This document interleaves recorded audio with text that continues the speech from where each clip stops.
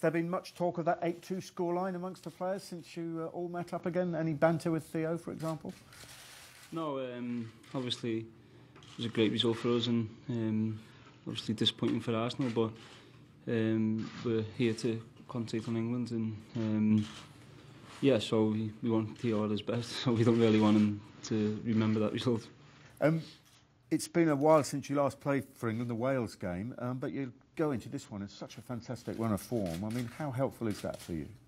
Yeah, it's always great to be in good form and to be scoring goals, and hopefully that form can continue in the next 2 games. So yeah, I'm looking forward to getting back playing for England and hopefully doing well and helping us get the points we need. I think a lot of people are really excited to see how Manchester United's youngsters that are in this squad, how they're going to perform, the likes of Chris Smalling and Phil Jones and obviously Tom Cleverley. I mean, what's your view on how they've settled in so far? I think they've done great.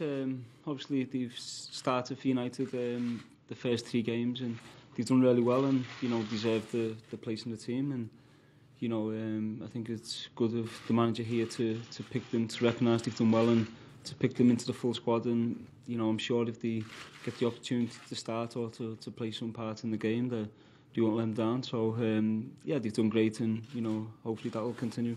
It's obviously a great benefit for Manchester United to have these young players coming through, but from England's perspective, can the same be said when we look ahead to Euro 2012? Do you think these could be key players by then within the England setup? Yeah, I think so. I think I think they've done well for the 21s in the tournament gone, and the managers recognised that and brought them into the squad. And in the training today, they didn't do much, but you can see they're comfortable around all the other players, and they obviously know a few players here, so they've settled in quick, and hopefully they'll get a chance and do well.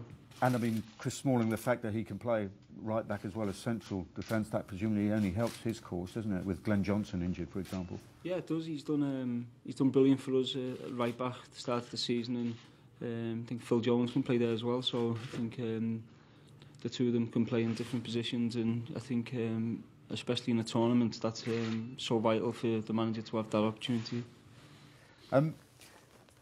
Because the game against Netherlands was called off, has that affected your preparations for this competitive game in any way? Not mine, personally.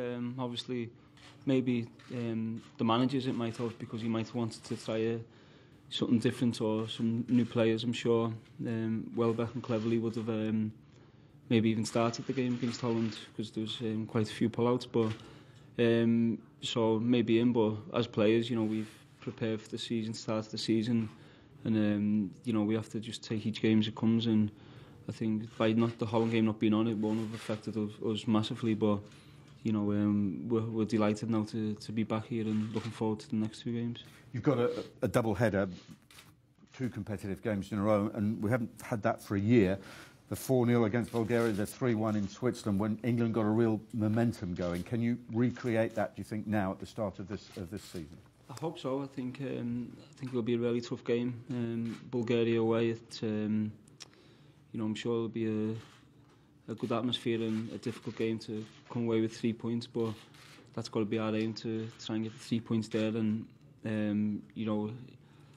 Wales are a good team, but you'd like to think that we've got enough to beat them at home. So it's hopefully we can come out of these 2 games with 6 points.